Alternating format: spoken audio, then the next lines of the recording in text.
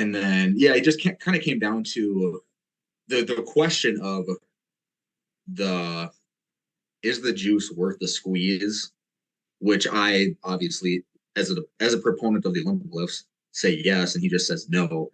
But as far as like the adaptations that are derived from doing the full lifts, I think we agree. I think maybe he is a little bit more narrow in his lens in the way he views them because he does kind of view them as like power production, rate of force development, triple extension, kind of like the popular ways to view Olympic lifting. Where I'm not sure he really did view them as, hey, we're solving a movement problem, we're producing force into an external body of mass, only to have that mass be redirected back onto you and then leveraging your mass against that mass. I don't think he really did see it that way before our conversation, but I think he understood my position when I was explaining it to him.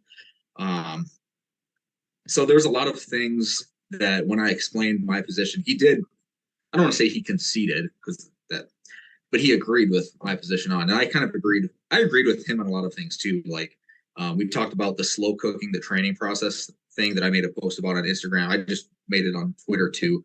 I think it's just so interesting how um, so many we all agree that you should slow cook the training process. There's no reason to just become like overzealous about driving adaptation right away for a lot of people. But then the Olympic lifts are always overlooked for a lot of people. Like that, the people who are opposed to using the Olympic lifts, a lot of times they'll say, "Well, no, we should just do a trap bar jump because we're going to get more results faster." How like that phenomenon occurs, like. But you agree that you should do things like one by 20 or like the Mark Rippetoe style of just slowly progressing load. And then when it comes to the Olympic lifts, don't slow cook and learn the movements well. Just no, fuck it, skip it. Let's go. Let's start loading up a trap bar and getting as much adaptation as we can right away. It's kind of interesting. So we kind of talked about that, but it was a really good conversation. I actually enjoyed it. I think he enjoyed it, and we see eye to eye more than I expected. So it was good. It's always good to meet the person behind the account and like see what are they really like, because you can't really like determine their tone Right. or what they're trying to get out with their tweets. How he was saying how he's like, my audience is really dumb strength coaches, and he was like really honest about it. He was like, they're just there's a lot of dumbass strength coaches that are just doing reckless things with their athletes, and he's trying to like he's yeah he doesn't want to promote that message to people. So I think that's good. But I also think that, you know, you can improve technique, you can improve a lot of these outcomes.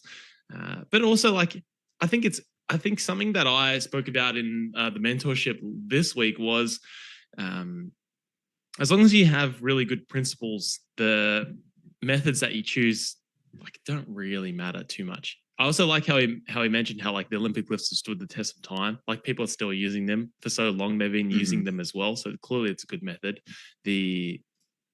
There's also a point to which it's like the Bobby White effect, where it's like I call it the Bobby White effect, where it's like things are just generally good.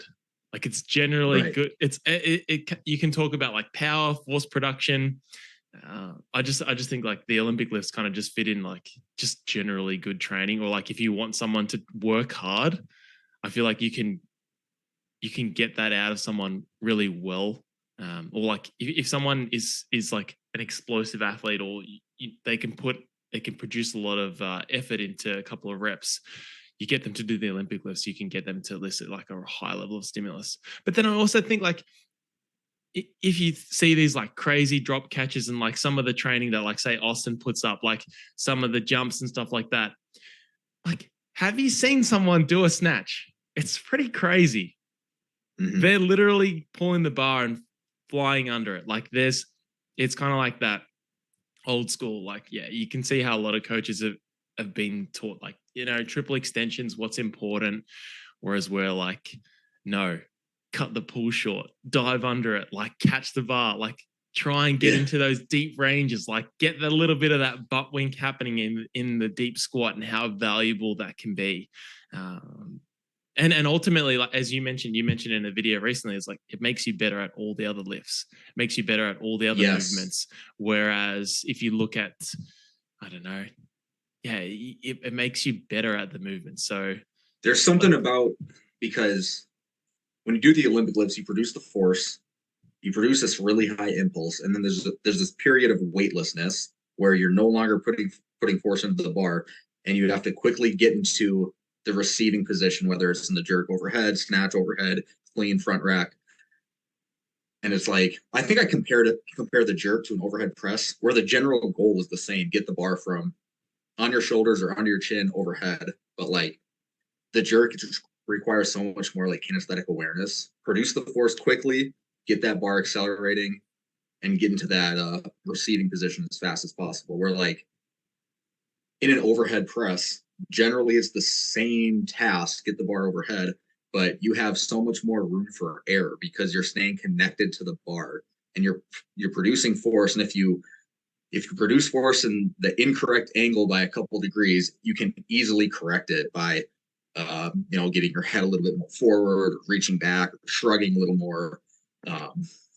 So like, yeah, the Olympic lifts, they just make you better at a lot of other exercises. What do you think? There's a higher demand on just being aware of your surrounding environment. What do you think this